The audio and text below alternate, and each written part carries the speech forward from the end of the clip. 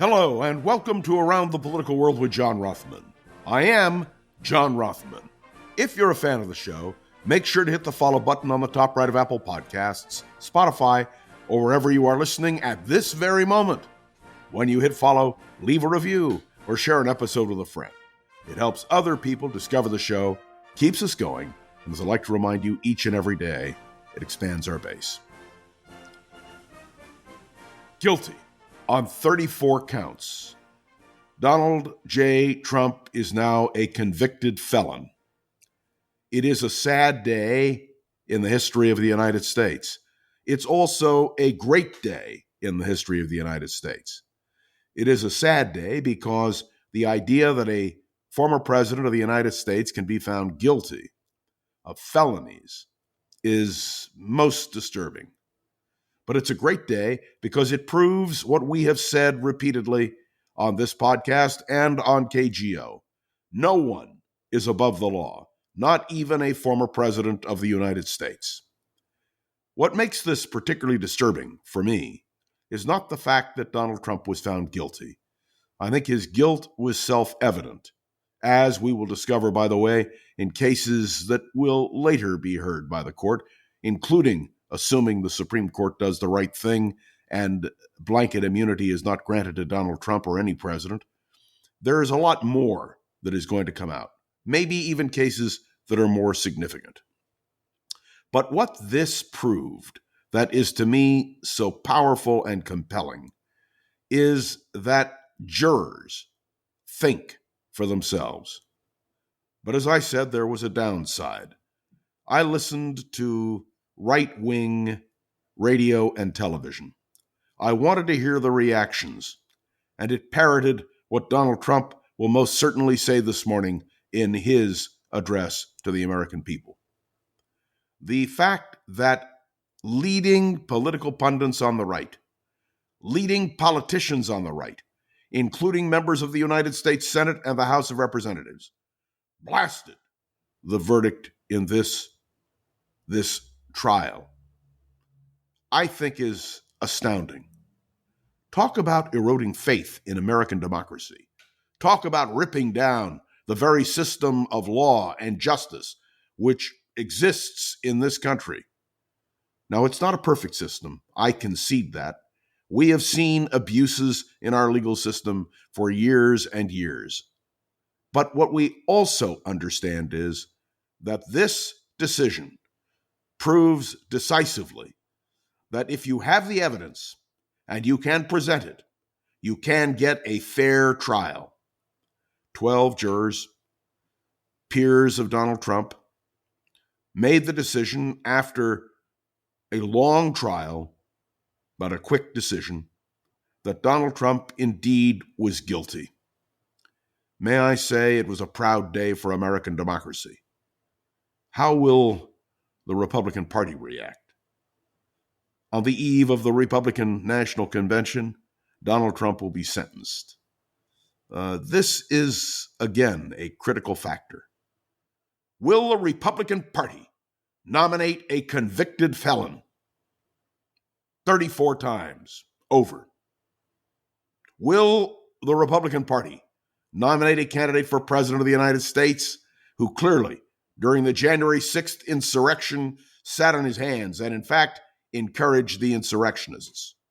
Will the Republican Party nominate a person for the presidency who has promised to grant presidential pardons to those who tried to overthrow an American election? Will the Republican Party allow someone to lead its ticket and perhaps be the next president of the United States who is a convicted felon? This is a serious question for the Republican Party. Now, let me explain clearly. If the Republican Party chooses to, they may embrace Donald Trump's stands on issues. But the question is, will they embrace Donald Trump, a convicted felon, in terms of his morality? There is no doubt that Donald Trump will appeal this decision. But based on the evidence, it appears highly unlikely that it will be overturned. Can Donald Trump function as President of the United States as a convicted felon? Frankly, I don't think so. Nor do I believe that this was a cooked arrangement, that everything was predetermined. Nor do I believe that the American people can overlook the judgment of this court. This is a moment of truth. It is perhaps the most decisive moment since the resignation of Richard Nixon. It is a testimony to America that no one is above the law. It is a testimony to America that 12 peers can sit on a jury and make this kind of decision. I believe that May 30th will be remembered as a day when the American legal system upheld justice. And now the question will be, what will Donald Trump say? We have a pretty good idea. He's going to blast the judge. He's going to blast the whole process by which he was convicted. And I do want to remind you of something. While it is true that Donald Trump had a perfect right to maintain his silence in that courtroom, remember, he promised to testify. He promised that he would make his positions known. And yet, Donald Trump did not testify. Donald Trump did not affirm American justice. This is an important question. Repeatedly, Donald Trump uses the term weaponized to describe the justice system in this country. I do not believe that the justice system has been weaponized. I do believe that if Donald Trump were to be elected president, based on his own words, he would make sure that the justice system is weaponized. Don't trust me, trust him. His own words are the indictment of a potential future president who should have no business anywhere near the Oval Office. This is a decisive moment for the United States of America. How our allies will view us, how we will view ourselves. But most important in my mind is what the Republican Party will do.